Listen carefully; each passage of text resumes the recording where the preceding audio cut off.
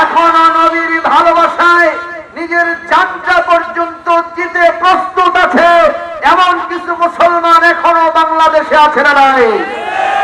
আপনারা কি বিশ্ব নবীর জন্য জান দিতে প্রস্তুত আছেন? কারা কারা প্রস্তুত আছেন? দুহাত তুলে আল্লাহকে দেখা।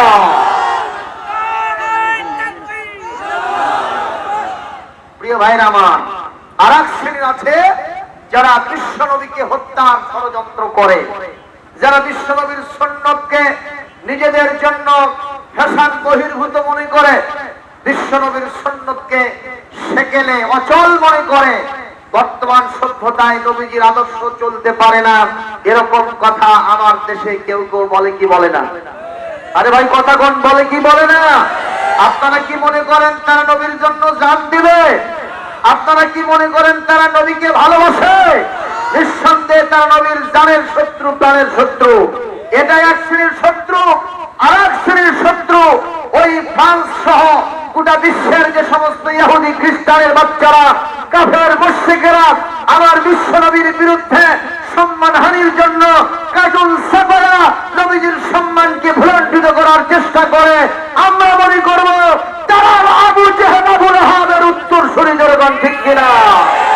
হাজারো ব্যথা বেদনার পরে ফিরে আসনি তুমি আপন ঘরে, দিনের আলো তুমি ছড়িয়ে দিতে চলে গেলে মদিনায় মক্কা ছেড়ে।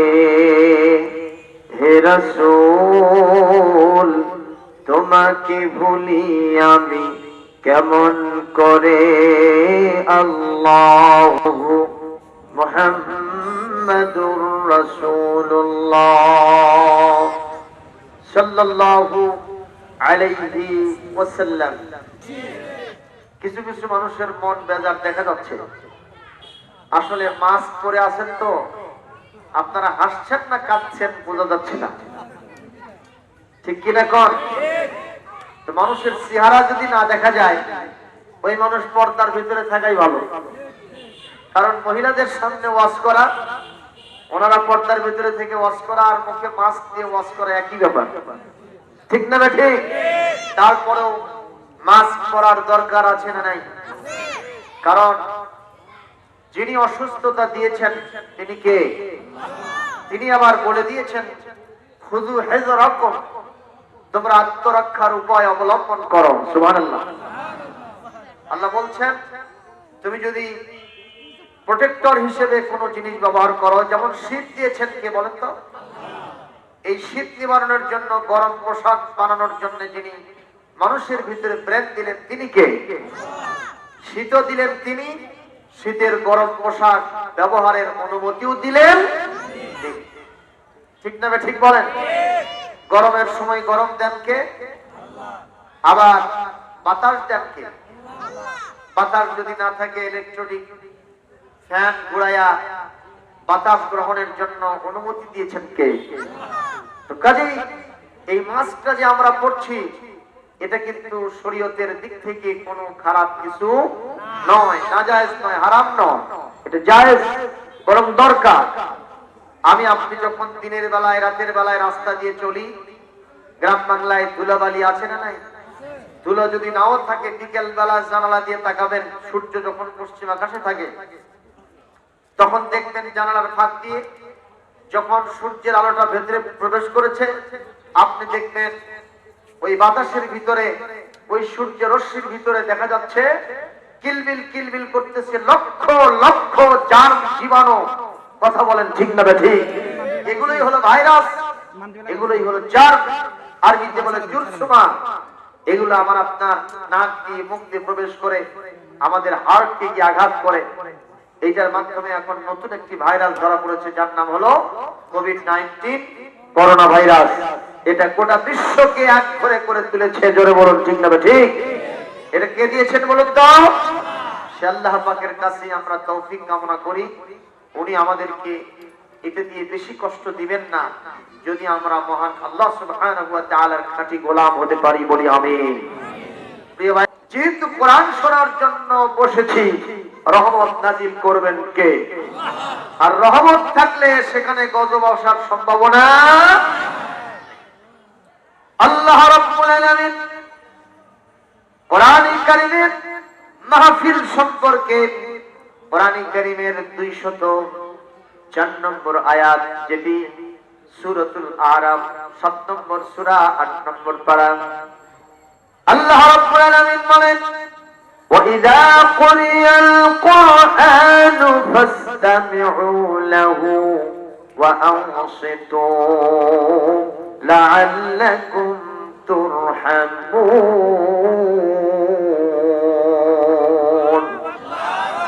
আল্লাহ রাব্বুল আলামিন বলেন, যেখানেই কোরআনের আলোচনা হবে, যেখানেই কোরআন থেকে বয়ান হবে, কোরআন কারীমের পঠন হবে, কোরআন তেলাওয়াত হবে, তোমরা যারা ঈমানদার, তোমরা তো বটেই, যারা ঈমানদার নয়, যারা এই পৃথিবীতে অন্যান্য জাতির লোকেরা, তারাও যদি আমার কোরআন কারীমটা মন দিয়া কান দিয়া পরিবেশ তৈরি করে শ্রবণ করতে পারে, আল্লাহ পাক বলেন লাআল্লাকুম তুরহামুন, তোমাদের উপরে আকাশ থেকে অবারিত হস্তে বৃষ্টির মতোই রহমতের বৃষ্টি ভেজা হয়ে তোমরা এখান থেকে জান্নাতি হয়ে বাড়িতে ফিরে যাবে।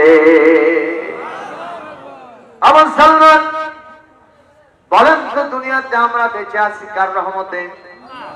সবাই বললেন কার রহমতে? রহমত ছাড়া একটা মুহূর্ত বাঁচার কোন উপায়? জোরে বলেন উপায়। আমার বিশ্বনবী বললেন, কাল কিয়ামতের কঠিন ময়দানে একটা মানুষ পাহাড় সমান আমল নিয়ে আল্লাহর দরবারে পৌঁছে যাবে। উহুদ পাহাড়ের মতো বিশাল আমলের বোঝা নিয়ে আল্লাহর দরবারে পৌঁছে যাবে। এই মানুষটার উপরে যদি আল্লাহর নেক দৃষ্টি, রহমতের দৃষ্টি পতিত না হয়, রহমত বর্ষিত না হয়, আপনারা এই জবাব দেন, এই মানুষ যাবে কোথায়? কথা বলছেন না যে কোথায় যাবে? আরো জোরে বলেন। এই মানুষ জাহান্নামে যাবে, তাতে কোনো সন্দেহ?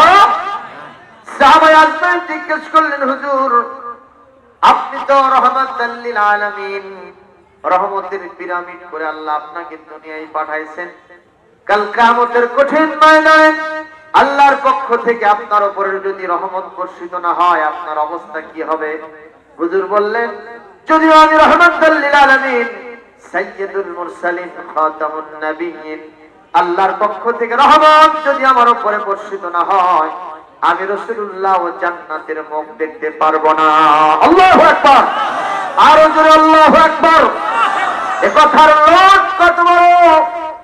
আল্লাহর নবীর এই কথা শুনে সাহাবায়ে আজমাইন আটকে উঠলেন, চমকে উঠলেন। কত বড় কথা আপনি বললেন ইয়া রাসূলুল্লাহ, আপনি যদি রহমত না পাওয়ার কারণে জান্নাতে যেতে না পারেন, আমাদের অবস্থা কি হবে? হুজুর বললেন, তবে একটা কথা জেনে রাখো, ইল্লা আইয়াতাগাম্মাদানি আল্লাহু বিরহমাতিহি। ও মুসলমান জবাব দেন, আমিও মানুষ, আমার বিশ্বনবী মানুষ, দুই মানুষ কি একই মানুষ? সবাই জবাব দেন আরো জোরে। কোরআন কারীমে সূরা আল কাহফের 109 নম্বর আয়াতে আল্লাহ বলেছেন, হে নবী আপনি বলেন, কুল ইন্নামা আনা বাশারুম মিথলুকুম, হে নবী আপনি বলেন, কেবলমাত্র শুধুমাত্র একমাত্র আমি তোমাদের মতোই মানুষ। সুবহানাল্লাহ কোন, আর জোরে কোন সুবহানাল্লাহ। আচ্ছা, নবী যে মানুষ, আমরা কি গরু ছাগল? আমরা কি? আমরা মানুষ, কিন্তু এই দুটোর মধ্যে ডিফারেন্স আছে না ভাই? পার্থক্য আছে না? কি পার্থক্য? এই পার্থক্যটুকু পরের অংশেই আল্লাহ পাক বলে দিয়েছেন, সেটা হলো ইউহা ইলাইয়া, আমার উপরে আল্লাহর পক্ষ থেকে ওহী নাযিল হয়, আমি আল্লাহ কর্তৃক ইনস্ট্রাকশন, ডিরেকশন, আমি তার প্রত্যাদেশ, তার ওহীর দ্বারা পরিচালিত হই। এই জন্য আমার জীবনে কোনো গুনাহ হয় না, আল্লাহ আমাকে মাসুম থেকে গুনাহ করেছেন। সুবহানাল্লাহ। কিন্তু পৃথিবীতে কিছু মানুষ আছে, তারা কয় যে নবীও মানুষ, আমিও মানুষ, আমার মধ্যে আর নবীর মধ্যে কোনো পার্থক্য নাই। কি নাউজুবিল্লাহ করবেন না? আরে জোরে বলবেন না। আমি একটা কথা প্রায় জায়গাতে বলে থাকি, আজকেও বলছি, সেটা হলো এই, ক্লাসে কি এক স্যার জিজ্ঞেস করছে, বাবা বলো তো, what is the difference between milk and cat? দুধ এবং বিড়ালের মধ্যে কি পার্থক্য? ছাত্রদেরকে স্যারকে জিজ্ঞেস করেছে, দুধ এবং বিড়ালের মধ্যে কি পার্থক্য? এক ছাত্র লাফায় উঠে বলতেছে, sir, there is no difference between milk and cat. দুধের মধ্যে আর বিড়ালের মধ্যে কোনো পার্থক্য নাই। আপনাদের কাছে কি পার্থক্য আছে না নাই? সবাই কয়। ছাত্র চমকে উঠছে, কয় কিরে, কোথায় বিড়াল আর কোথায় দুধ? এই দুইটাকে এক বানাইছে কেমনে রে? তো স্যার জিজ্ঞেস করলেন, বাবা এই দুইটার মধ্যে তুমি সিমিলারিটি কি পাইলা? মিল মহব্বত, মিল জুল তুমি কি পাইলা যে দুইটাকে এক বানাইলা? কথা কি শুনতেছেন আপনারা?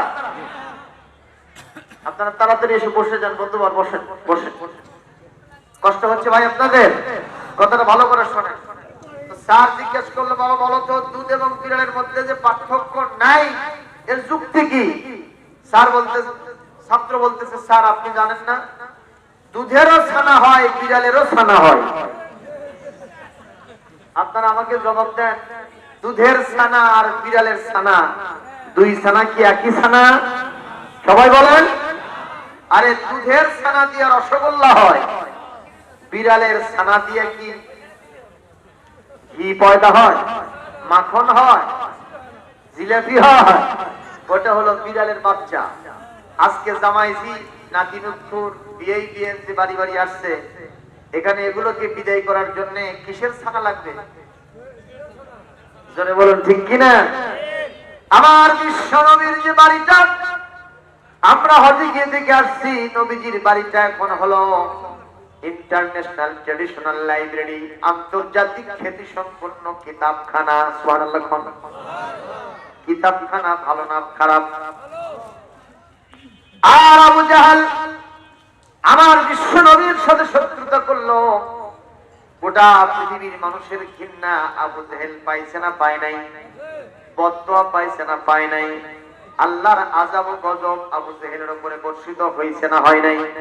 প্রমাণ যদি দেখতে চান, এই মুহূর্তে আপনি সৌদি আরব যান, বিশ্ব নবীর বাড়ি যেখানে উনি জন্মগ্রহণ করেছেন তার পাশেই আবু জাহেলের বাড়িটা ছিল।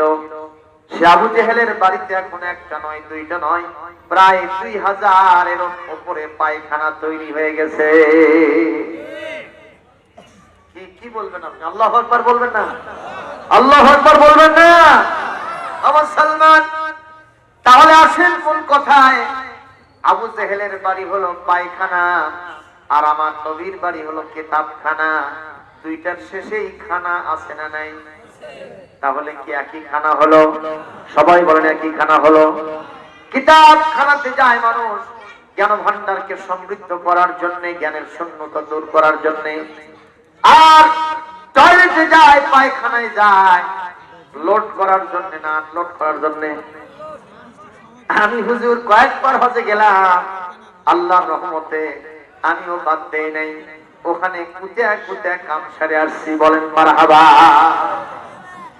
এখানে যারা হাজিরা আছে একটু হাত তোলেন তো, কারা কারা যারা হজ করছেন? কি চাচা কাম সারছেন না সারেন নাই? সবাই সারছে। যদি নাও থাকে অন্তত একটা জোরে সরে বোমা মারে আসছে। আল্লাহু আকবার কোন? এতে ঘৃণা বাড়ছে না কমছে? আমি হজে গিয়া দেখলাম যে পুলিশেরা পায়খানা করতেছে, হাজিরা একেবারে লাইন ধরে ধরে, পুলিশেরা আবার সেটা সিরিয়াল মেইনটেইন করতে হিমশিম খাচ্ছে। তা আমি এই দৃশ্যটা অ্যান্ড্রয়েড সেটে একটু ধারণ করতে চাইছিলাম যে শ্রোতাদের দেখাবো, দেখো পায়খানার সিরিয়াল কেমন। কিন্তু ওরা আমাকে ফলো করছে, তো এসে বলতেছে ডিলেট ডিলেট, তাড়াতাড়ি ডিলেট কর, কারণ তোরা হয়তো এটা ছেড়ে দিয়ে আমাদের বিরুদ্ধে দুর্নাম করবি। ওরা অন্যটা চিন্তা করছে। যাই হোক, আবার ডিলিট করে দিয়েছি, নিয়ে আসতে পারি না, তাছাড়া আপনাদের দেখাই। প্রিয় ভাইরা আমার, তাহলে আমি আর আমার বিশ্ব নবী কখনো এক হতে পারি? নবীর মর্যাদা আল্লাহ রাব্বুল আলামিনের পরেই পৃথিবীতে যদি কারো মর্যাদা থেকে থাকে, তিনি আর কেউ নন, আমার আপনার বিশ্ব নবী জনাবে মুহাম্মদুর রাসূলুল্লাহ সাল্লাল্লাহু আলাইহি ওয়াসাল্লাম। জোরে বলুন মারহাবা। সেই নবী বলছেন আমার উপরেও যদি রহমত নাজিল না হয় আমিও জাহান্নামে যেতে বাধ্য। কিন্তু শুনে নাও, আল্লাহ পাক তার রহমতের চাদর দ্বারা কিয়ামতে আমাকে ঢেকে রাখবে। আরে আপনারা নবীর শানে একটু জোরে সুবহানাল্লাহ বললেন, তাও পারছেন না। প্রিয় ভাইরা আমার, সেই নবীজি নিজের কণ্ঠে বলেছেন কোরআনে কারীমের আয়াত তেলাওয়াত করে, তোমরা যদি রহমত পেতে চাও পৃথিবীর কোথাও যাওয়ার দরকার নেই, কোরআনের মাহফিলে ছুটে যাও। যেখানে কোরআন আলোচনা হয়, যেখানে কোরআন তেলাওয়াত হয়, পঠন হয়, ওই জায়গাতে যাও। তোমাদের সর্বাঙ্গীন জীবন রহমত বরকত দিয়া মালামাল করে দিবেন কে? আমার ভাইরা, সেই কোরআন থেকে আমি তেলাওয়াত করেছি, আপনাদের সামনে আলোচনা করতে চাই। আল্লাহ রাব্বুল আলামিন কোরআনে কারীমের সূরাতুন নাহল 90 নম্বর আয়াতের ভিতরে বিশ্ব নবীর শান মান বর্ণনা করেছেন। নবীর উপরে সরাসরি একটা আয়াত আল্লাহ নাযিল করেছেন। এই আয়াতের ওয়াজটা আমি আব্দুস সালাম করি না, ইয়াইযুকুম লাআল্লাকুম তাযাক্কারুন। আল্লাহ পাক নিজেই এই আয়াতের ওয়াজটা করতেছেন আমাদের জন্য। তিনি হলেন ওয়াইজ, তিনি হলেন উপদেশদাতা। আমি আল্লাহ রাব্বুল আলামিনের কথাটা শুধুমাত্র আপনাদের সামনে রিলে করে সম্প্রচার করে করে শোনায় দিব। বলেন ইনশাআল্লাহ। আসুন সবাই আবার তেলাওয়াত করি। ইন্নাল্লাহা ইয়া'মুরু বিল আদলি ওয়াল ইহসানি وإيتاء ذي القربى وينهى عن الفحشاء والمنكر يعظكم لعلكم تذكرون। আয়াত যখন নাযিল হলো, বিশ্বনবী মুহাম্মদ রাসূলুল্লাহ সাল্লাল্লাহু আলাইহি ওয়াসাল্লামের চরিত্র কেমন ছিল, তিনি পৃথিবীতে কি প্রচার করেন, সেই বিষয়টাই এই আয়াতের ভিতরে আল্লাহ পাক বিবৃত করেছেন, আলোচনা করেছেন, বয়ান করেছেন। বলি মারহাবা। বিশ্বনবীর পৃথিবীতে যখন আগমন ঘটলো, তখন বিশ্বনবী তো আলোর পিরামিড, তিনি তো আলোর পক্ষে, কিন্তু অন্ধকারের পক্ষে কিছু লোক আছে না ভাই? আপনারা বলেন, আমাদের এই সমাজের ভিতরেও কিছু অন্ধকার পছন্দ করা লোক আছে না? তারা কারা বলেন তো? বোঝেন না, জানেন না? আরে চোরেরা কি চায় আলো হোক? কথা কয় না?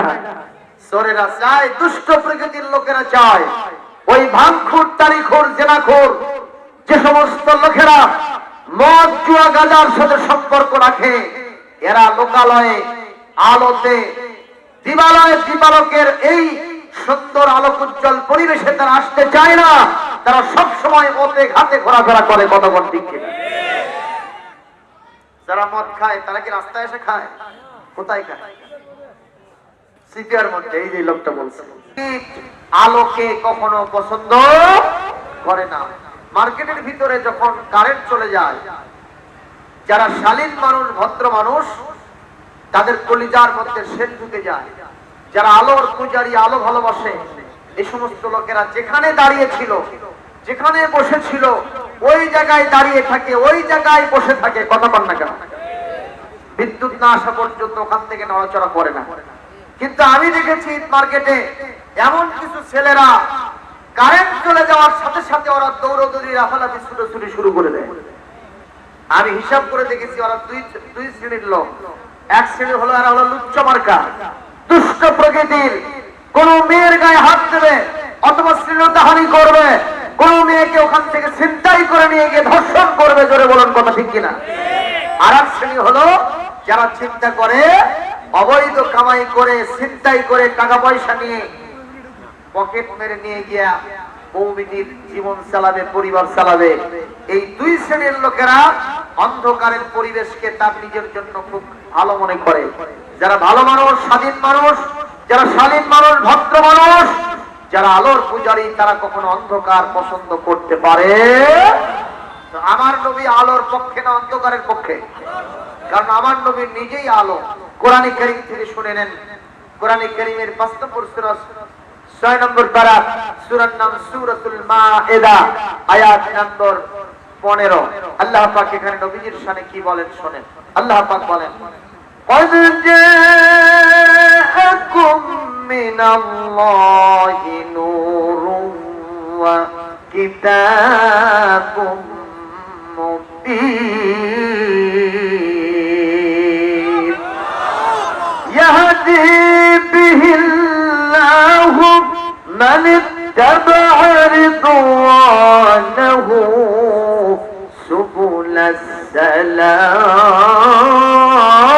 السلام ويخرجهم من الظلمات إلى النور।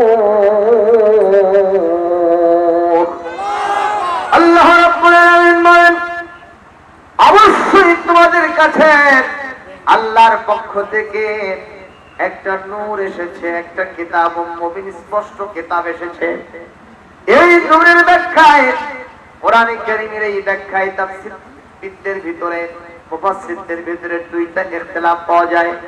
কেউ বলেছেন এই নূর দ্বারা আমার বিশ্ব নবীকে বোঝানো হয়েছে, আবার কেউ বলেছেন নূর দ্বারা কোরআনকে বোঝানো হয়েছে। এই দুইটার কথাই এখানে আসবে, তাতে কোনো সন্দেহ নাই। যেরকম মারহাবা। আমার নবী নিজে এলো, আর তিনি ইখরিজুহুম মিনাজ যুলুমাতি ইলান নূর, যারা অন্ধকারের ভিতরে নিমজ্জিত এই মানুষগুলিকে আলো ঝলমল পরিবেশের দিকে উনি টেনে বের করে নিয়ে জান্নাতে চলে যাবেন। এটাই নবীজির দায়িত্ব। যেরকম মারহাবা। আমার ভাইরা, বিশ্ব নবী মুহাম্মদুর রাসূলুল্লাহ সাল্লাল্লাহু আলাইহি ওয়াসাল্লাম যখন নবী হয়ে গেলেন, লোকদের ভিতরে দুইটা দল হলো। যেরকম কয়টা দল? এক দল তারা নবীকে ভালোবাসতে লাগলো, নবীর কথা মানতে লাগলো, নবীর হুব্বে রাসূল, নবীর ভালোবাসা কলিজায় রাখলো, আবার নবীকে জান প্রাণ দিয়ে মেনে নিল। যেরকম মারহাবা। আরেকটা শ্রেণী, তারা নবীকে তো মানলই না, বরং নবীকে হত্যার ষড়যন্ত্র করলো, নবীকে অসম্মানিত করার জন্য চেষ্টা করলো। জবাব দেবেন, এই শ্রেণীর লোকেরা আজও পৃথিবীতে আছে না নাই? এই করে জবাব দেবেন, আছে না নাই? এখনো নবীর ভালোবাসায় নিজের জানটা পর্যন্ত দিতে প্রস্তুত আছে এমন কিছু মুসলমান এখনো বাংলাদেশে আছে না নাই? আপনারা কি বিশ্ব নবীর জন্য জান দিতে প্রস্তুত আছেন? কারা কারা প্রস্তুত আছেন? দুহাত তুলে আল্লাহকে দেখা।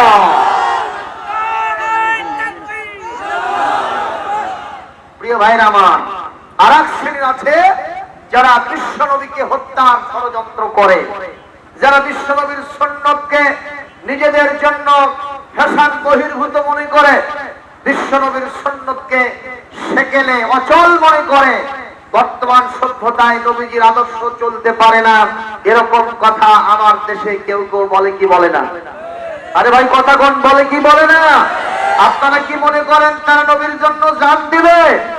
আপনারা কি মনে করেন তারা নবীকে ভালোবাসে?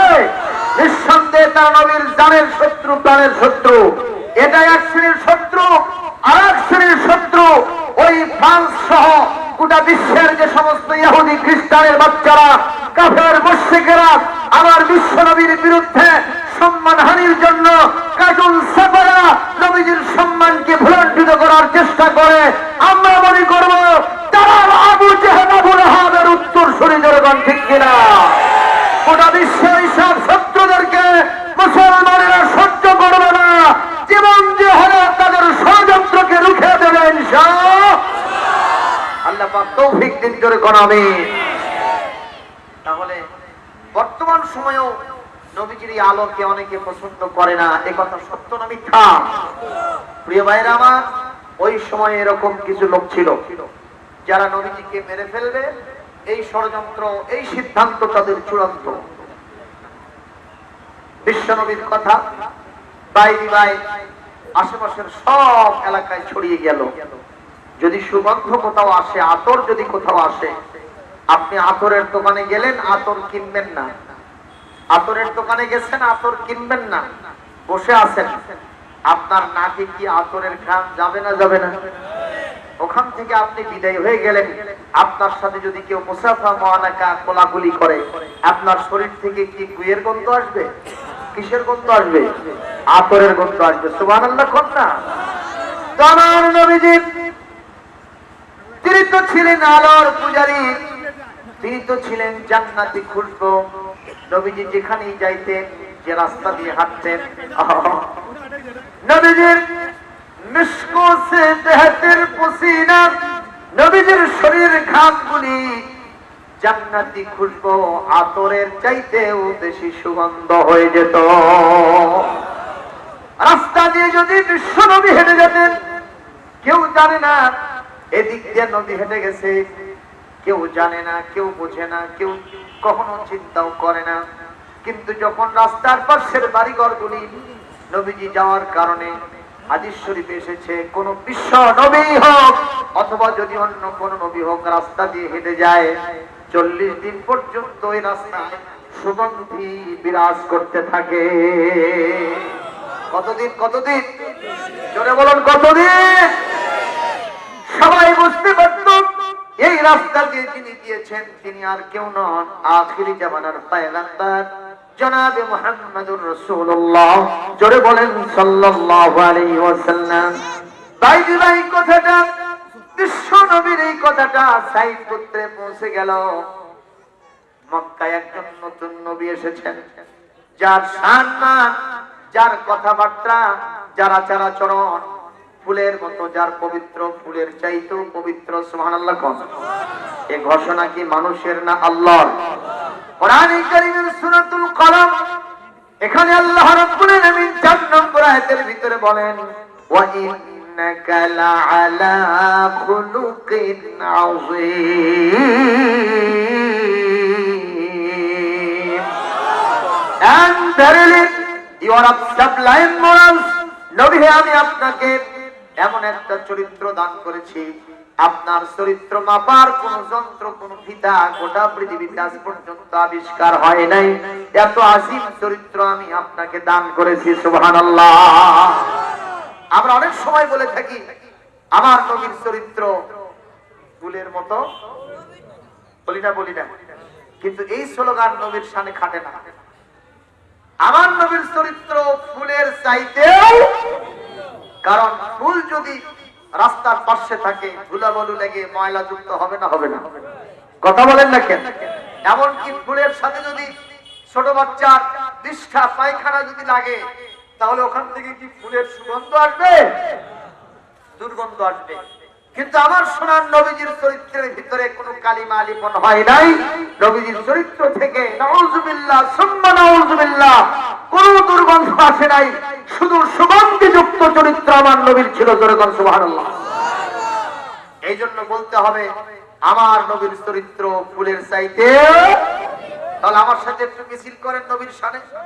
জি, বলবে, সমস্যা পিছনে কিছু জায়গা এখনো আছে, আপনারা একটু আস্তে আস্তে নিজেদের মতো করে, যেহেতু সামনে জায়গা নিয়ে বসে আছেন, একটু চেপে চেপে বসেন, তাহলে অন্য লোকেরা বসে এখানে কথাবার্তা শোনার সুযোগ পাবে।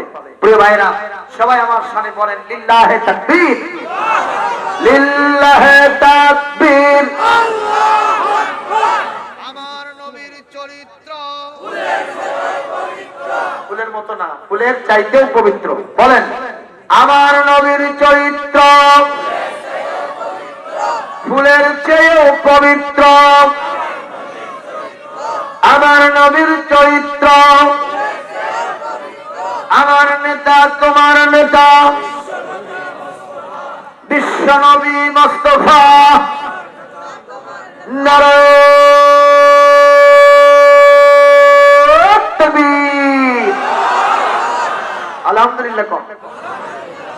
আর আমার নেতার চরিত্র ফুলের মতো পবিত্র, নামাজ নাই অকক্ত, বংশরীদের পাকা ভক্ত, গাঁজা ছাড়ে না 5 ওয়াক্ত, নাস্তিকদের খুবই ভক্ত, আলেম ওলামার উপরে খুবই শক্ত। এদের ক্ষেত্রে এই স্লোগান খাটে, কিন্তু আমার নবীর ক্ষেত্রে খাটবে এটাই, তার চরিত্র ফুলের চাইতেও পবিত্র। সুবহানাল্লাহ। ভাইরা আমার, সেই নবীর কথা পার্শ্ববর্তী মক্কার একটা গোত্র ছিল যার নাম সাইফ গোত্র। ওই গোত্রের একজন নেতা যার নাম হলো আকসাম ইবনে সাইফি। ওনার কানে পৌঁছে গেল এমন একজন মানুষ যাকে এক্সেপশনাল ম্যান বলা যাবে, ফুলের চাইতেও যার চরিত্র পবিত্র, চেহারাটাও অত্যন্ত সুন্দর। এই নবীর কথা যারা একবার শোনেন তারা মন্ত্রে মুগ্ধের মতোই, তারা যেন ম্যাগনেটের মতোই নবীর কাছে আকর্ষিত হয়ে যায়, নবীর কাছে হাত দিয়া মুসলমান হয়ে যায়, এতটুকু বিলম্ব করে না। এই আকসাম ইবনে সাইফের নসিবটা ভালো ছিল। কিসমত যার ভালো হয়, হেদায়েত তার নসিব হয়। কথা সঠিক না ঠিক? আকসাম ইবনে সাইফি এবার চিন্তা করলো, আমার তাহলে সেখানে যাওয়া দরকার, এই নবীকে দেখা দরকার, তার কথা শোনা দরকার। যদি ভালো লাগে কোনো অবজেকশন থাকবে না, কোনো আপত্তি থাকবে না, আমি তার হাতে হাত দিয়া সরাসরি মুসলমান হয়ে যাব। নিয়মটা ভালো না খারাপ? এই নিয়ম যখন তিনি করেছেন, গোত্রের লোকদেরকে ডেকে বললেন, দেরি করব না, মুহাম্মাদের কাছে যাব, তোমরা আমাকে অনুমতি দাও। গোত্রের লোকেরা বলতেছে, নেতাজি আপনি হলেন আমাদের মাথা, একটা শরীরের মাথা যদি চলে যায় শরীরটা তো আর বাঁচে না। কথা বলেন ঠিক না বেঠিক?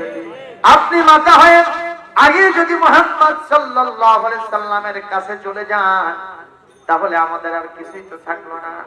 আপনাকে আগে যাইতে দিব না, আপনি আগে এখানে থাকেন, প্রয়োজন হলে আমাদের মধ্য থেকে প্রতিনিধি হিসেবে কয়েকজন তার কাছে যাবে, যদি ভালো লাগে আপনার কাছে রিপোর্ট করা হবে। শুধু আপনি কেন, পুরো গোত্রই আমরা যে তার কাছে মুসলমান হয়ে যাব। মারহাবা। নিয়তটা ভালো না খারাপ? কিন্তু একটা নিয়ত খারাপ করলো, নেতাজিকে রাসূলের কাছে যেতে দিল। সাধারণত নেতারা ভালো কাজই করতে চায়, চেয়ারম্যান ভালো কাজই করতে চায়, কিন্তু চেয়ারম্যান যারা সেলা চামুন্ডা চতুর্দিকে আছে এরাই চেয়ারম্যানকে মিসগাইড করে। ঠিক না ভাই? চেয়ারম্যান চাচ্ছে অমুক গ্রামের রাস্তাটা সুন্দর করা দরকার, সিদ্ধান্ত ফাইনাল হয়ে গেছে। তোর যারা সেলা চামুন্ডা তারা আসে বলতেছে, চেয়ারম্যান সাহেব কোন রাস্তা করতে চাচ্ছেন? বলে ওই গ্রামের রাস্তাটা আমার করা দরকার। যে বলছে রাস্তা পরে করে না, এই কথা শোনেন। কি কথা? আপনার নির্বাচনের আগে আপনার একটা পোস্টার লাগাতে গেছিলাম ওই গ্রাম, আমাদের চোখের সামনে পোস্টার তুলে ফেলছে। চেয়ারম্যান বলে যদি তাই হয়ে থাকে তাহলে আগে যেগুলো ইট দিয়েছিলাম ওগুলোও তুলে নিয়ে কথা ঠিক কিনা? চেয়ারম্যান চাচ্ছিল ভালো কাজটা করতে, জেলা সামন্তারদের দ্বারা প্ররোচিত হয়ে খারাপ কাজ করতে বাধ্য হলো। জোরে কোন ঠিক না বেঠিক? এই সমাজেও এমন অনেক নেতা আছে যেই নেতাগুলি ভালো কাজ করতে চায়, কিন্তু তাদের যারা পরামর্শ তারা তাদেরকে জাহান্নামের রাস্তায় পরিচালিত করে। ঠিক না বেঠিক? প্রিয় ভাই আমার, এক পর্যায়ে আকসাম ইবনে সাইফি বলল, আমার আর মানতেছে না মন, তোমরা যদি সত্যি যেতে চাও যাও, তাড়াতাড়ি আমাকে রিপোর্ট করো, আমি দ্রুত গতিতে সেখানে ছুটে যাব। ভাইরা আমার, এই কথা না শুনে দুইজন ব্যক্তি সেখানে গেল। যখন কয়জন? দুইজন। যখন মক্কায় ঢুকতেছে গভর্নমেন্টের লোকেরা তখন আগে থেকেই গোয়েন্দা বাহিনী সেটিং করছে, মুহাম্মাদের কাছে যেন কেউ যেতে না পারে। ওই যে আমাদের দেশে একজন কবি বলছে, তোরা যাস না ও পাগলের কাছে রে, পাগলের কাছে গেলে পরে পাগল হবি রে, তোরা যাস না ও পাগলের কাছে রে। মারহাবা। আমরাও তাই বললো। তোমরা কারা? বলে আমাদের বাড়ি সাইফ গোত্রে। কোথায় যাচ্ছ? বলে এই মক্কা নগরীতে যাচ্ছি। নেতা আগে বলে দিয়েছে যে ওখানে তার শত্রু আছে, তোমাদের কিন্তু যেতে দেবে না। তোমরা যদি মিছা সাসা কয়েও হয় তারপরেও তার কাছে যাওয়ার চেষ্টা করবা। মারহাবা কও। নবীর শানে যদি কেউ মিথ্যা কথা বলে এটা মিথ্যা হয় না, 100% সত্য কথা হয়ে যাবে। এই দুইজন যখন মক্কা নগরীর গেটে প্রবেশ করেছে, ওরা ধরে নিয়ে বলতেছে, কই যাও? বলে হজ করতে যাচ্ছি, কাবা তওয়াফ করব। কয় শুধু কাবা তওয়াফ করবা, কাবা ছাড়া যেন অন্য কোন জায়গায় যেও না। বলে আবার কি জায়গা আছে? তাহলে ওরাই কিন্তু প্রচার করতেছে আবার কোন জায়গা আছে। বলে এই মক্কা নগরীতে আব্দুল্লাহর পোলা মুহাম্মদ সাল্লাল্লাহু আলাইহি ওয়াসাল্লাম তার মাথা পাগল হইছে। এই পাগলের কাছে তোমরা কখনো যাবে না, গেলে তোমরাও কিন্তু পাগল হয়ে যাবে। মুসলমান বলেন আমার নবী কি কখনো পাগল ছিল? ওরা আমার নবীকে কোরআন নাযিল হওয়ার কারণে তারা পাগল বলতো। কোরআন কারীমের সূরাতুল হিজর 6 নম্বর আয়াত, وقالوا يا أيها الذي نزل عليه الذكر إنك لمجنون।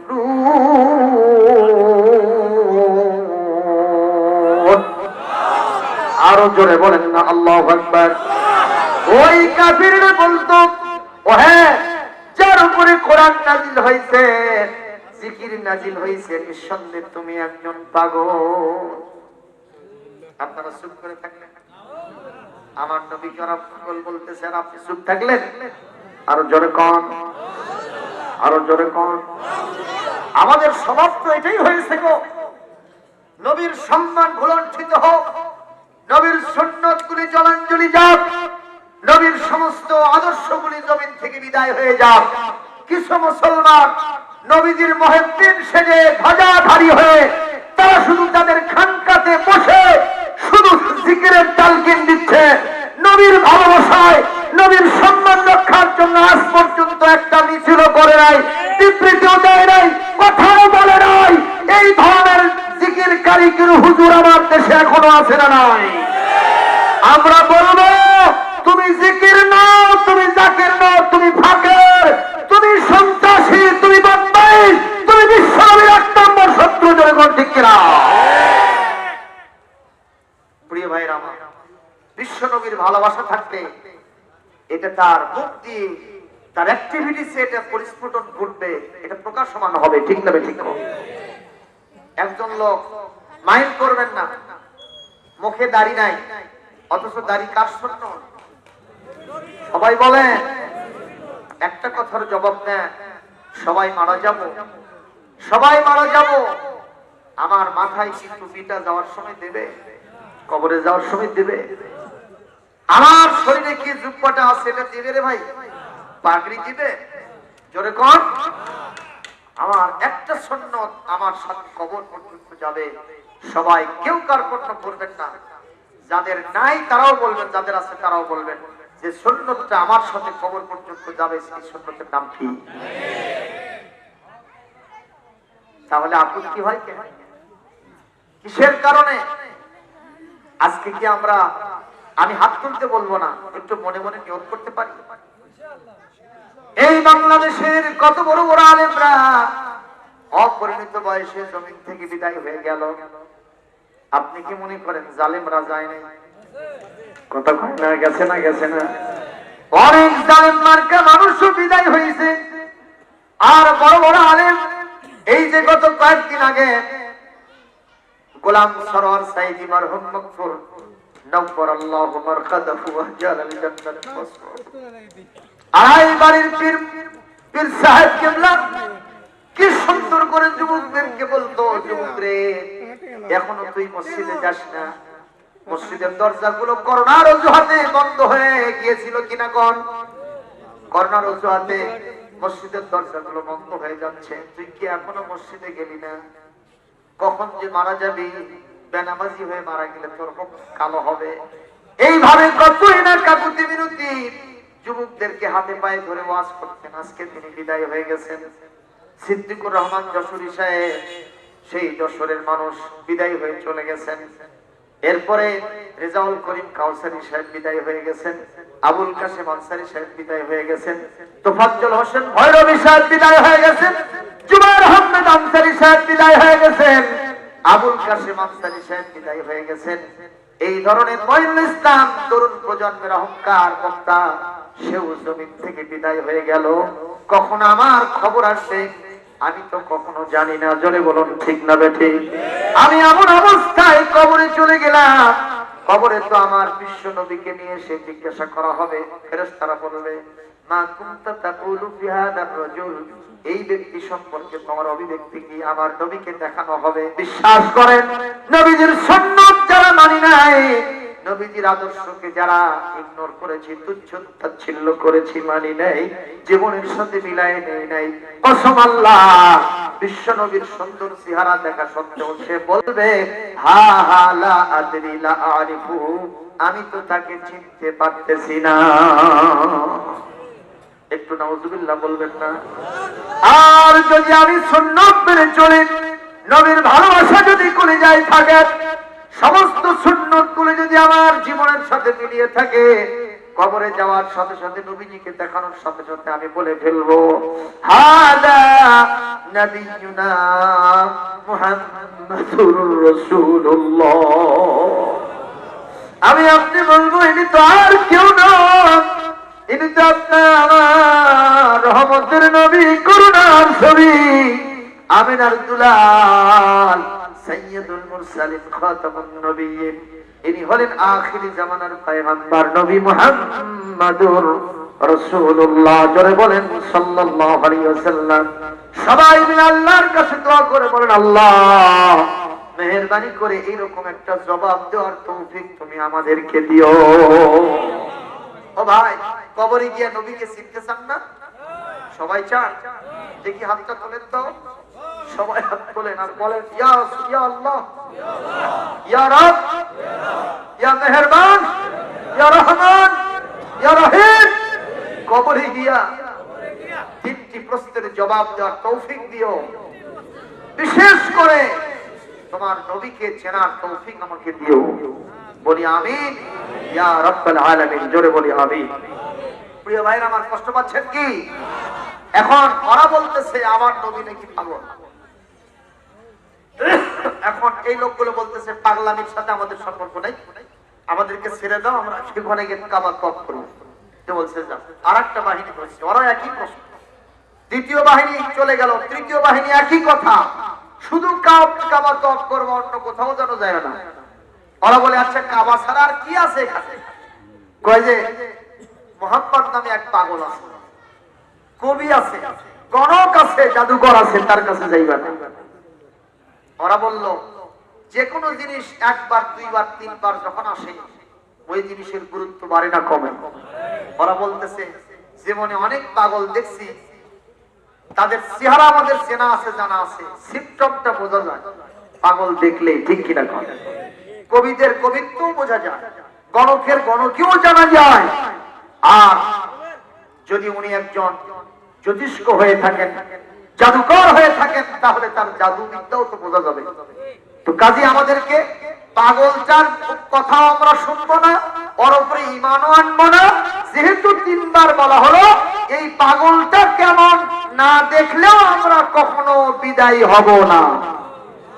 সুবহানাল্লাহ, জোরে কোন রে ভাই। এখন নবীর কাছে যদি কেউ যায়, ঝোলের বিড়াল বানাবে না, বানাবে না? দিবালকের মতো স্পষ্ট হবে নবীর শান মান। জোরে কোন সুবহানাল্লাহ। আমার ভাইরা, এই লোকগুলো এক পর্যায়ে বিশ্ব নবীর কাছে চলে গেছেন। নবী করিম সাল্লাল্লাহু আলাইহি ওয়াসাল্লাম তখন দারে আরকামে বসা ছিলেন। দারে আরকামে তিনি বসে কোরআনে কারীম তেলাওয়াত করতেছেন। মারহাবা কোন। বিশ্ব নবী যখন তেলাওয়াত করেন, অনেক দূর থেকে এই লোকগুলো নবীজির চেহারা আনোয়ার যখন একবার চোখের মধ্যে পড়ে গেছে, ওরা মনে মনে বলতেছে, আরে ওই রুমের ভিতরে বসে থেকে যিনি কোরআন তেলাওয়াত করতেছেন, এ তো মানুষ নয়, মনে হচ্ছে পূর্ণিমার চাঁদটা এই ঘরের ভিতরেই ধরা দিয়েছে। আল্লাহু আকবার। আমার ভাইরা, এই লোকগুলো বলল মনে মনে, কত পাগল দেখেছি, তাদের মাথার চুলগুলো থাকে উস্কো খুস্কো, দাড়িগুলি থাকে বড় বড়, তাদের চেহারা দেখলে উদাস উদাস লাগে, চোখগুলো এরকম হয়, আর তাদের জামা কাপড়ে ময়লা থাকে, কথাবার্তা সংলগ্ন হয়। কিন্তু আজকে আমরা যারা দেখতেছি, তার মাথার চুলগুলো কি সুন্দর আঁচড়ানো, দাড়িগুলো কি সুন্দর পরিপাটি করা, শরীরের জামা কাপড় পুরাতন হতে পারে কিন্তু জামা এতটুকু কোনো ময়লা নাই। আর যখন কি পড়তেছে মাঝে মাঝে আস্তে করে একটু দাঁত বের হয়ে যাচ্ছে, এটা যেন দাঁত নয়, আস্ত মুক্তার দানার মধ্যে মনে হয়। যে মানুষ এত সুন্দর, এ মানুষ অন্য কিছু হলে হতে পারে, পাগল নয়, জোরে কোন মারহাবা। আর যে মানুষ পাগল নয় সে মানুষ কি বলে সেটা শোনাটাও কখনো দোষের নয়। ওরা কান থেকে হাতের আঙ্গুল সরায় দিয়েছে, বিশ্বনবী তেলাওয়াত করতেছেন, ওয়ামা সাহিবুকুম বিমাজনুন, তোমাদের সাথী পাগল নন, তোমাদের সাথী পাগল নন।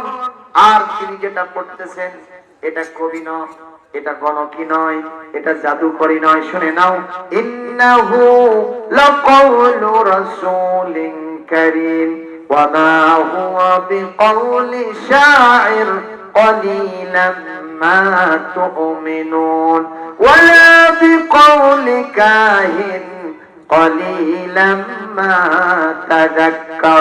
تذكرون। আরো জোরে কন্যা আল্লাহু আকবার, আরো জোরে বলেন না আল্লাহু আকবার। আমার মুসলমান, এক পর্যায়ে আল্লাহ পাক এখানে নবীর জবানে ঘোষণা করে দিলেন, তোমরা যে বলো এই কোরআন পাগলের প্রলাপ, এটা কবির কবিত্ব, সাহিত্যিকের সাহিত্য, এটা জাদুকরের জাদুকরি, গণকের গণকি না। শুনে নাও, এটা কবির কবিত্ব নয়, বরং এক সম্মানিত ফেরেশতা জিবরাইল আলাইহিস সালামের মাধ্যমে আল্লাহর পক্ষ থেকে তার উপরে নাজিল করা হয়েছে কোরআন। আমার ভাইরা, শুধু তাই নয়, অমাহুয়া বিকাউলি কাহিন, এটা গণকের গণকি নয়, কালিলাম মা তাযাক্কারুন, তোমরা তো ঈমান আনোই না, আবার তোমরা এখন কোরআনটা শোনার পরেও উপদেশ গ্রহণ করতেছো না, কাজেই এটা তোমাদের জন্য বড়ই বেয়াদবি, ধৃষ্টতাপূর্ণ আচরণ। এই কোরআনটা তাহলে কি? আকার এই আয়াতের সর্বশেষে গিয়ে বলে দিলেন, তানজিলুম মির রাব্বিল আলামিন। আল্লাহ রাব্বুল আলামিন বলেন, এই কোরআন কারীম মহান রব, তামাম বিশ্বের যিনি প্রতিপালক, মহান আল্লাহ সুবহানাহু ওয়া তাআলার পক্ষ থেকে অবতারিত একটি কিতাব, যার নাম হলো আল কোরআন। যেরকম সুবহানাল্লাহ।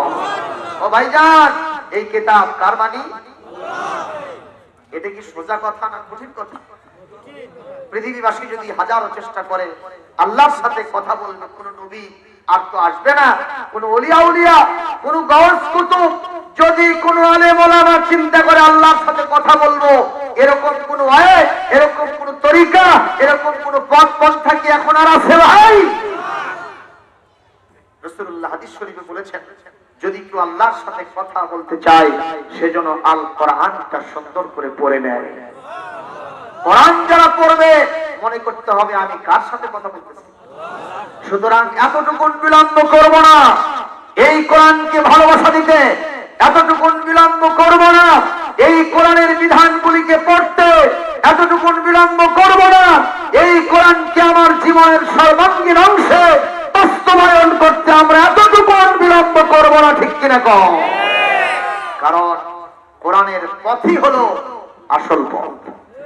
একজন কবি বলছে, আল কোরআনের পথ, এই পথই আসল পথ, আল হাদিসের পথ, এই পথই আসল পথ, অন্য পথে অন্য পথে নেই যে রহমত, আল কোরআনের পথ, এই পথই আসল পথ, আল হাদিসের পথ, এই পথই আসল পথ, আল কোরআনের আলোয় যার জীবন আলোকিত, সে চির বিপ্লবী নয় কখনো ভীত, তার হৃদয়ে শুধুই আল্লাহর অথই মোহাব্বত, অথই মোহাব্বত, আল কোরআনের পথ, এই পথই আসল পথ, আল হাদিসের পথ,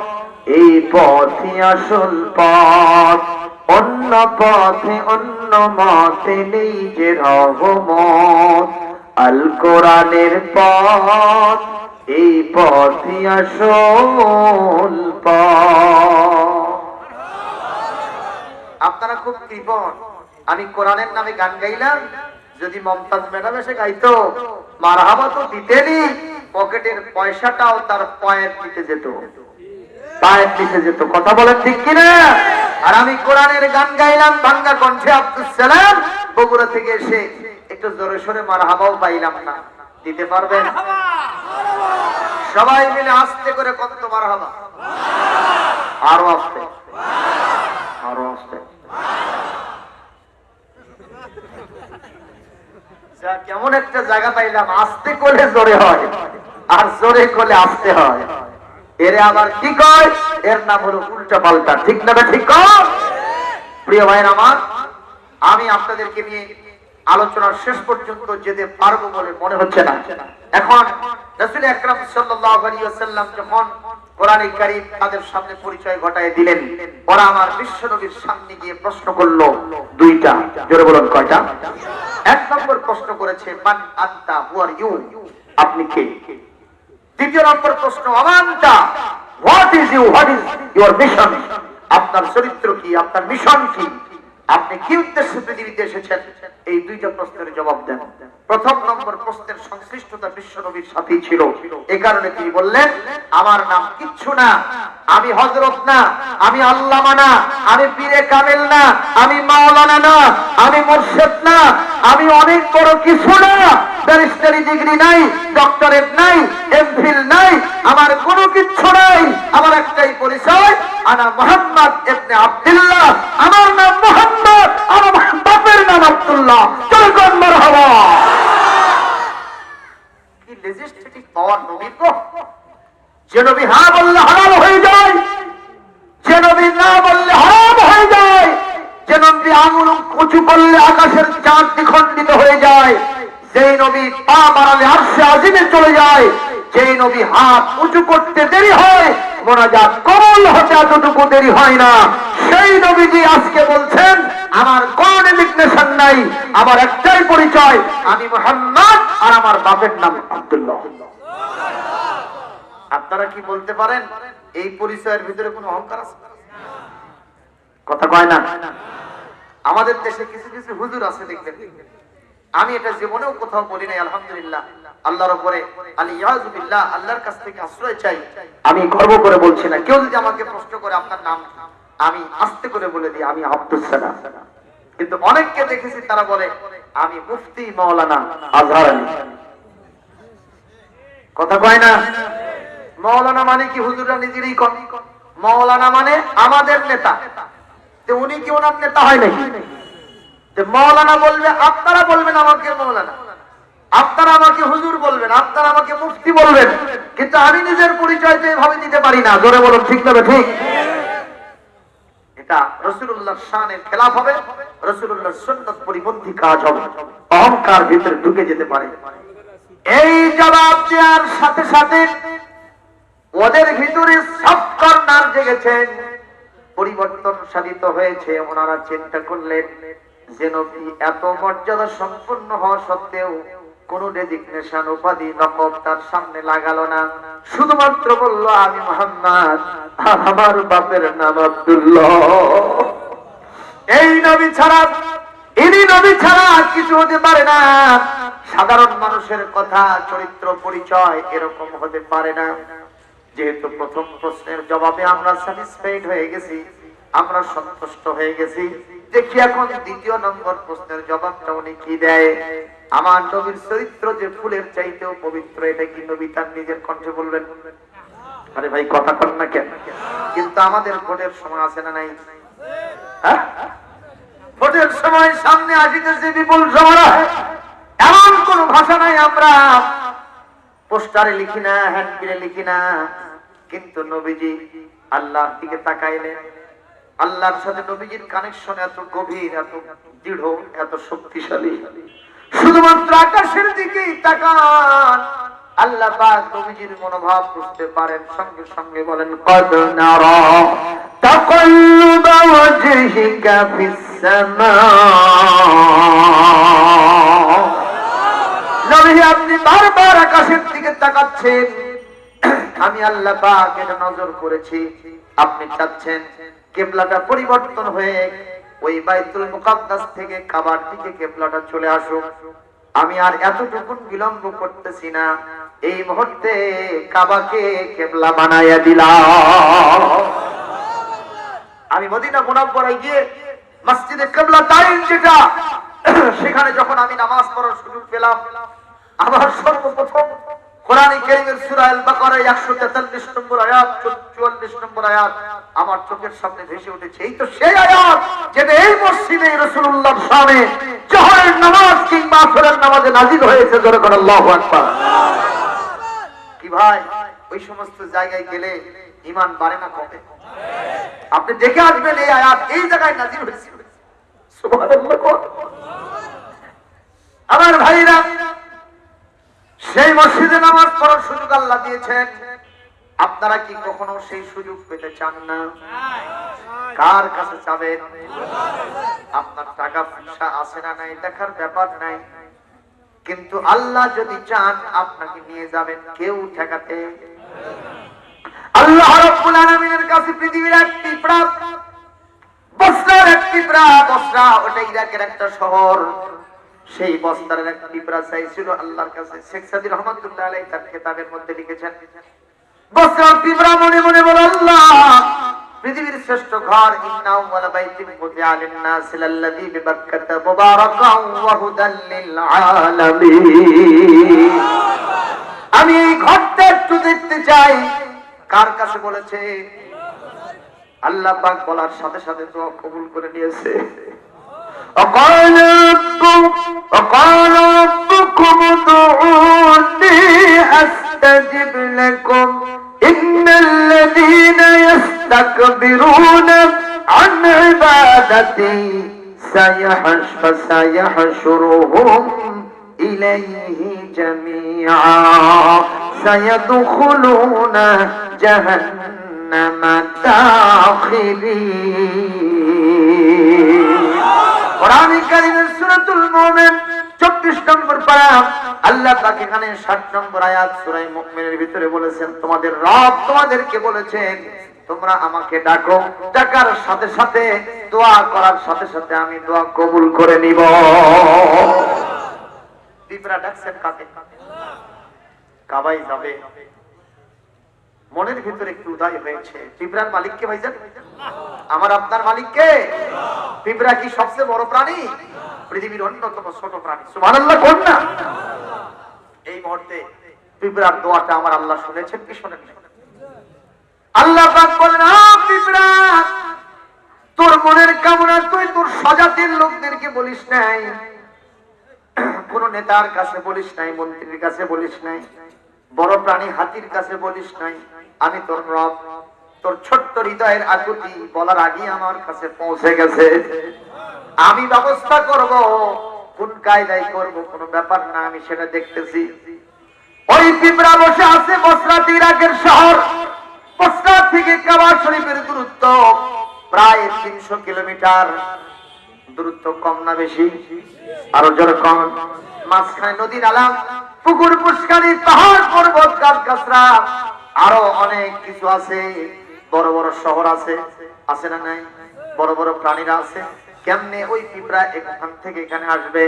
আল্লাহ পাক বললেন, তুমি ওখানে থাকো, ব্যবস্থা আমি করতেছি, কিন্তু তোমার জন্য তো আন্তর্জাতিক শাহজালাল বিমানবন্দর তোমার জন্য তো নাই, জেদ্দা বিমানবন্দরও নাই। এই পৃথিবীর পাখিরা কে তোমরা আমার এই ছোট বান্দা পিঁপড়াকে আমার কাবায় পৌঁছে দিবা? তাড়াতাড়ি বলো। পৃথিবীর সর্বপ্রথম যে প্রাণীটা, পাখিটা সারা দিয়েছিল তার নাম হামামা। হামামা মানে কবুতর। কি পাখি? কি পাখি? আরো জোরে খন। এই কবুতর বলল, আল্লাহ সামি'না ওয়া আতা'না, আমি শুনেছি আর মেনে নিয়েছি, আমি প্লেন হব, আমি তাকে এখানে পৌঁছানোর দায়িত্ব পালন করব। পিঁপড়া গিয়া আল্লাহর ছোট একটা সৃষ্টি পিঁপড়ার কি বলে কবুতর গিয়ে পিঁপড়ার সামনে পড়ে গেল। আল্লাহ পাক ইলহাম করে দিয়ে পিঁপড়াকে বললেন, এতটুকু দেরি করো না, তুমি কবুতরের পা চেপে ধরো। কবুতরের পা চেপে ধরলো পিঁপড়া। কবুতর একটা উড়াল দিয়ে আল্লাহর কাবা এসে পড়ে গেল। দুনিয়ার ছোট প্রাণী আল্লাহর কাবা দেখে তার জীবন ধন্য করে নিল। আরো যখন আল্লাহু আকবার। সে আল্লাহ এখনো আছেন না নাই? আপনি যদি হজে যেতে চান বলবেন কাকে? আরো জোরে। আল্লাহ পাক সবাইকে হজে যাওয়ার জন্য কবুল করুন, সবাই বলি আমিন। আল্লাহ পাকের কাছে নবীজি সাল্লাল্লাহু আলাইহি ওয়াসাল্লাম আরাধনা করেছেন, আল্লাহ আমার চরিত্রের বর্ণনা তো আমি দিতে পারি না, আপনি একটু তাড়াতাড়ি কি বলবো আমাকে তাড়াতাড়ি বলে দেন। এই মুহূর্তে যে আয়াতটা আপনাদের সামনে তেলাওয়াত করেছিলাম আলোচনার জন্য, সূরাতুন নাহলের 90 নম্বর আয়াত, সঙ্গে সঙ্গে বিশ্ব নবীর উপরে নাজিল হয়ে গেল। আমার নবীর চরিত্র বর্ণনা কে করতেছেন? সূরা নাহলের কত নম্বর আয়াত? 90 নম্বর আয়াত। আল্লাহ রাব্বুল আলামিনের আয়াত নবীজি রিসিভ করলেন, তার মুখ থেকে তিনি আবৃত্তি করলেন। তিনি বললেন, ইন্নাল্লাহা ইয়া'মুরু বিল আদলি ওয়াল ইহসানি ওয়া ইতা'i যিল কুরবা ওয়া ইয়ানহা আনিল ফাহশা'i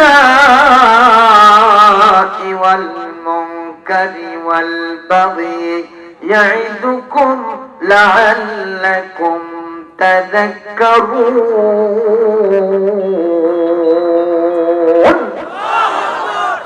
আল্লাহ রাব্বুল আলামিন আয়াতের ভিতরে বলে দিলেন, নবী আপনি বলে দেন আমার চরিত্রের ইতিবাচক দিক হলো 3টা আর নেতিবাচক দিক হলো 3টা। তার মানে 3টা জিনিস আমি সব সময় আমল করে থাকি, আর 3টা জিনিস আমার জীবন থেকে আমি বিদায় দিয়ে দেই, এগুলোকে ছেড়ে দেই, আর 3টা জিনিস গ্রহণ করি। উনি গ্রহণ করেন কয়টা? আরো জোরে। জোর হলো না? সবাই বলেন। এই যে আমি মিছিলটুকু করলাম, তাতে লাভ হলো না লোকসান হলো? কারণ মিছিল করলে একটা জিনিস মানুষের মনে থাকে, কথা ঠিক দেবে। ওই যে আমাদের দেশে যারা গাছ কাটে না, কাটে কি কাটে না, এখন একটা ডাল নামতেছে না, অথবা ডালটা লক্ষ্যভ্রষ্ট হয়ে অন্যদিকে পড়তেছে, ওখানে রসা লাগায় বলে, এ মারো টান, আরো জোরে, সবাই মারো, জোরছে মারো। এটা কি কোরআন হাদিসে আছে? এই যে হিংসা মারছে, এর মাধ্যমে কি হচ্ছে? ভেতরে একটু জজবা পয়দা হচ্ছে, বল বাড়তেছে। কথা কয় না রে ভাই? অনুরূপ ভাবে কোরআনের মঞ্চে এসে যদি কোরআনের কথাটাকে একটু বারবার রিসিভ করেন, বারবার আবৃত্তি করেন, মুখ থেকে বের করেন, এই কথাটা অন্তরে গ্রথিত হবে, মুখের ভিতরে এটা জড়তা বের হয়ে গিয়া, জড়তা দূর হয়ে গিয়া বারবার এটাই আপনি জপতে থাকবেন। এটা আপনার মর্যাদাকে আল্লাহ পাক আকাশচুম্বী করে দিবেন। সুবহানাল্লাহ। আমার নবীর এটা একটা অভ্যাস ছিল, আদাতে হাসানা ছিল, আদাত মুবারক ছিল, রাসূলুল্লাহর নেচার ছিল, ইজা তাকাল্লামা বিকালিমাতিন আআদাহা সালাসা মাররাত। রাসূল যখন কোনো কথা বলতেন একবার বলতেন না, 3 বার করে রিপিট করতেন, যাতে কথাটা সবার বুঝে আসে। সুবহানাল্লাহ। কারণ নবীর কথা আর আমার কথা এক হতে, নবীর এক একটা কথা সংবিধানের এক একটা ধারা। সুবহানাল্লাহ। বিশ্ব উম্মত যদি একটা কথা মিসিং হয়ে যায়, মিস করে, তাহলে উম্মতের জন্য কিয়ামত পর্যন্ত কোনো নবী আসবে না। বড় ধরনের অ্যাচিভমেন্ট ফেল হবে, কৃতিত্ব বিনষ্ট হবে। এই কারণে নবীর প্রত্যেকটি কথা সাহাবায়ে আজমাইন তারা মুখস্থ করে রাখতেন। কারণ তখন তো ইন্টারনেট ছিল না, রেকর্ডার ছিল না, টেপ রেকর্ডার ছিল না, টেলিভিশন ছিল না, ছিল কি ভাইজান? এগুলো মুখে মুখে কানে কানে সবাই স্মৃতিপটে ধরে রাখতেন। এর মাধ্যমে আজ পর্যন্ত আমাদের কাছে পৌঁছে গেছে। অনেকে সমালোচনা করে বিশ্বনবী একজন নারী লোভী ব্যক্তি ছিল। তারা প্রমাণ হিসেবে দেখায়, ওই রংপুর মেডিকেল কলেজের এক শয়তান ডাক্তার, সে তার ছাত্রদেরকে পড়াতে গিয়ে বলল, মুহাম্মদ সে তো একজন নারী লোভী। প্রমাণ হিসেবে ওরা বলল, স্যার আপনার এভিডেন্স কি? What is your evidence? বিশ্বনবীজি একজন নারী লোভী, নাউজুবিল্লাহ কোন? এ ব্যাপারে আপনার প্রমাণ কি? শয়তান বলল, তোমরা দেখো না ওই নবী আট এ টাইমে 9 থেকে 13 জন বিবি গ্রহণ করছে। মুসলমান, আপনি কি মনে করেন নবীজি আট এ টাইমে 13 জন বিবি গ্রহণ করছে এজন্য নবী নারী লোভী ছিলেন, তাই না? নাউজুবিল্লাহ বলবেন না? আপনারা প্রশ্ন করতে পারেন, হুজুর আপনার পাল্টা যুক্তি কি আছে তার বিরুদ্ধে? আমি কোরআনে কারীমের সূরা আহজাব থেকে আয়াত তেলাওয়াত করে আপনাদেরকে শোনায় দিচ্ছি। নবীজির কত বিবাহ করার অধিকার ছিল আর উনি করেছেন কয়টা, তাহলে আপনি বুঝতে পারবেন নবীজির সম্মানটা কি। আর ওই শয়তান বলেছে কি, দুইটার মধ্যে আমরা অবশ্যই এক্সপায়ার কি বলে কম্পেয়ার করব, বিশ্ব নবীকে আমরা যুক্তির মাধ্যমে উপরে তুলব আর ওই শয়তানের শাস্তি দাবি করব। আল্লাহ পাক বলছেন, শোনেন, ইউহাবাত নাফসাহা লিন-নবী ইন আরাদান নবিয়্যু আইয়াস্তানকিহাহা খালিসাতান লাকা মিন দুনিল মুমিনিন।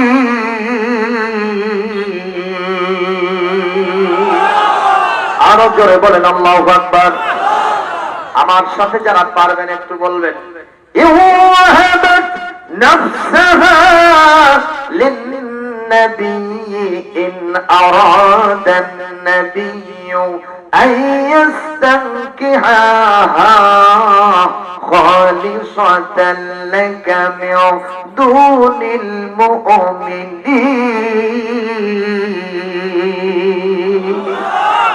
আল্লাহ রাব্বুল আলামিন সূরাতুল আহজাবের ভিতরে ওয়াজ করেন, হে নবী, পৃথিবীর কোন মহিলা আপনার সাথে যদি বিবাহ বসার জন্য প্রস্তাব দেয়, কথাটা ভালো করে কানের মধ্যে ঢুকে নেন, তাছাড়া ওই শয়তানদের কথার জবাব দেওয়া, এজন্য শুনে নেন। কোন কষ্ট হচ্ছে নাকি?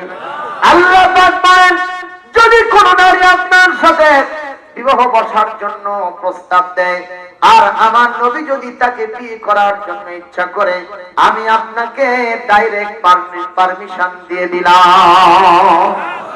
হ্যাঁ নবী, কেবলমাত্র শুধুমাত্র এই পারমিশন খালিসাতান লাকা আপনার জন্যই, মিন দুনিল মুমিনিন কোন ঈমানদারের জন্য এত বিবাহ করার অধিকার।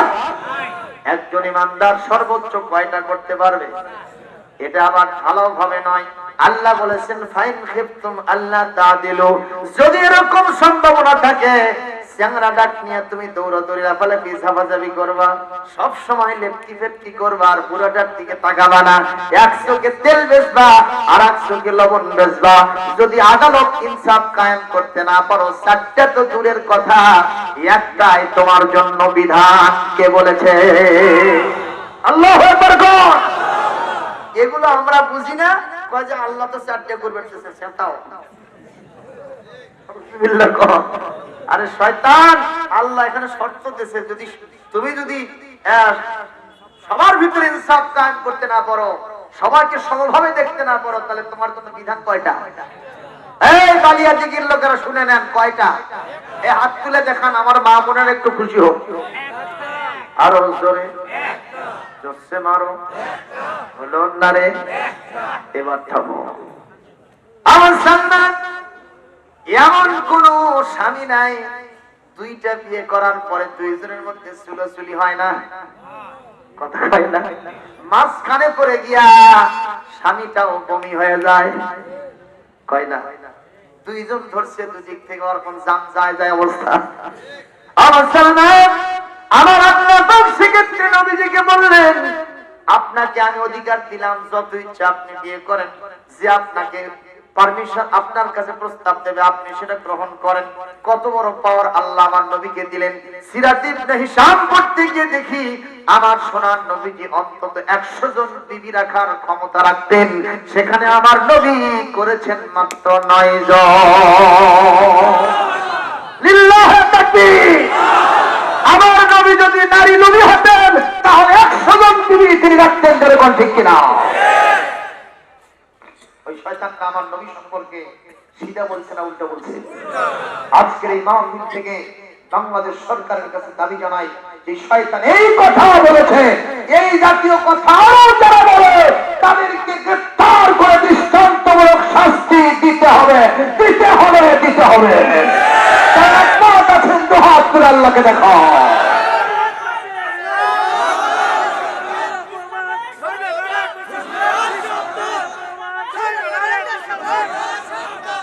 আলহামদুলিল্লাহ। নামান প্রিয় ভাইরা আমার, সেখানে আমার নবীজি 9 জন এট এ টাইমে কেন রাখলেন? তার ভিতরে কিন্তুক আছে না? কথা কয় না? সেই কিন্তুকটা কি?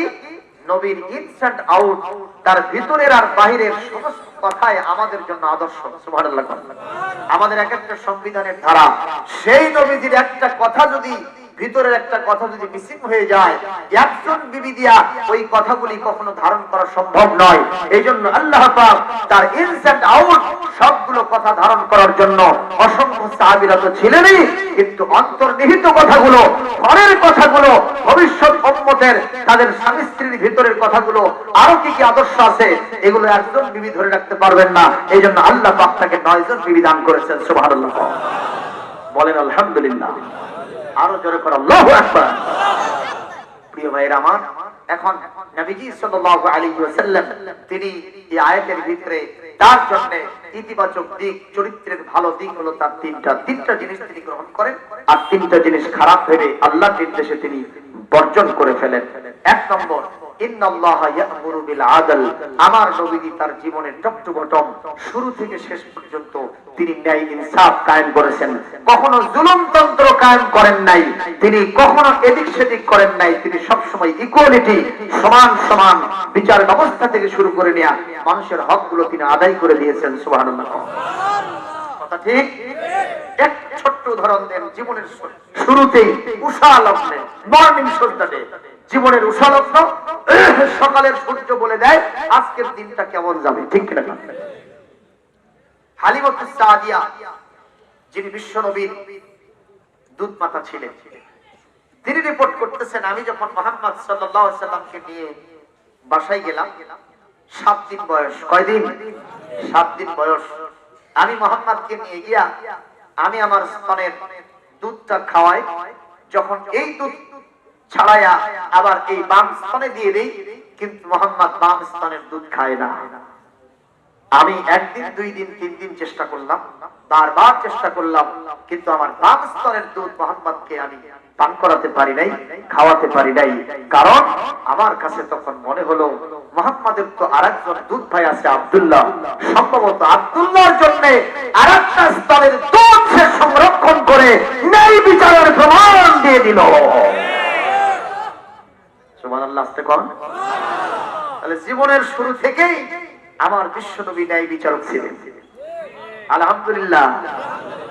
আর আজকে আমাদের খবর আছে ভাই, ভুলেছি আদল, ভুলেছি ইহসান, কাঁদে সে ব্যথায় জমিন ও আসমান, পথহারি কাঁদি গো হযরত, কিভাবে পাবো খোদারি রহমত, সবারই কিসমত ঢেকেছে আধার, ভুলে গেছে ভরে গেছে পাপে নেমেছে জুলমাত, সবারই কিসমত ঢেকেছে আধার, ভরে গেছে পাপে নেমেছে জুলমাত। কি কথা বলেন, ঠিক কিনা? ন্যায় বিচার কি কোথাও আছে ভাইজান? মেনে চলি যদি খোদারি বিধান, আসিবে ইজ্জত, আসিবে সম্মান, ঠিক না? খোদার সেই বিধানের নাম কি গো? জোরে কোন নামটা কি? মেনে চলি যদি খোদারি বিধান, আসিবে ইজ্জত, আসিবে সম্মান, মিলিবে নাজাত, ঝরিবে রহমত, তাহলে পাবো খোদারি জান্নাত, সবারই কিসমত ঢেকেছে আধার, ভরে গেছে পাপে নেমেছে জুলমাত। আমার ভাইরা, আমার ভাইরা, নবীজি জীবনের তত্ত্ববচন সব সময় নেই বিচার কায়েম করেছেন। এই কারণে জীবনের কোন এক সময়ে যখন তিনি মদিনার ইসলামী রাষ্ট্রের প্রধান কর্ণধার, তার কাছে একজন চোরের বিচারের দরবার করতে আসা হলো, একটু সুপারিশ করতে আসা হলো। অনেক উঁচু ফ্যামিলির ছেলে চুরি করছে। আমাদের দেশে বড় লোকের ছেলে যদি চাউল খায়, কয় টেস্ট করতেছে, কথা কয়।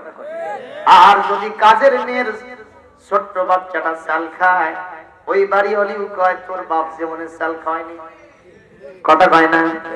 এইরকম উঁচু বংশের, এই বংশে এই রকম উঁচু বংশের ছেলে চুরি করছে, নবীর কাছে এসে দেন দরবার করে, ঘ্যান ঘ্যান করে, হুজুর অনেক বড় উঁচু বংশের লোক, যত টাকা লাগে আপনাকে দেবে, এই বিচারটা একটু আপনি ছাড় দেন।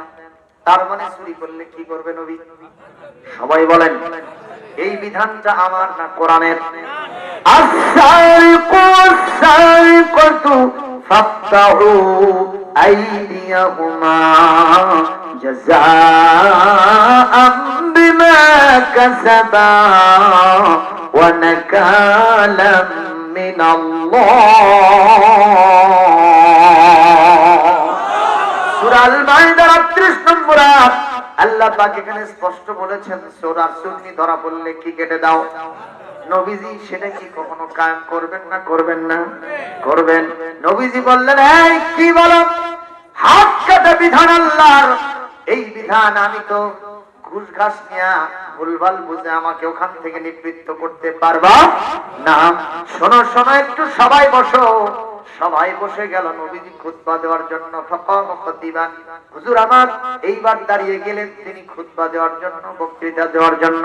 হুজুর বললেন, শোনো, আল্লাহর বিধান কায়েম করতে গিয়া আমি কিরকম দৃঢ় প্রতিজ্ঞ, আমার কিরকম সিদ্ধান্ত শুনে নাও। লাউ সারাকাত ফাতিমাতু বিনতে মুহাম্মদ সাল্লাল্লাহু আলাইহি ওয়াসাল্লাম লাকাতাত বিয়াদাহা, আমার একমাত্র কলিজার টুকরা আমার কন্যা মা ফাতেমা যদি চুরি করে আর যদি সাক্ষী প্রমাণ হয়ে যায়, আমি এমন ন্যায় বিচারক, আমার বেঁচে থাকা একমাত্র কলিজার টুকরা ফাতেমার হাত কাটতে আমি নবীজি কখনো দ্বিধা করব না।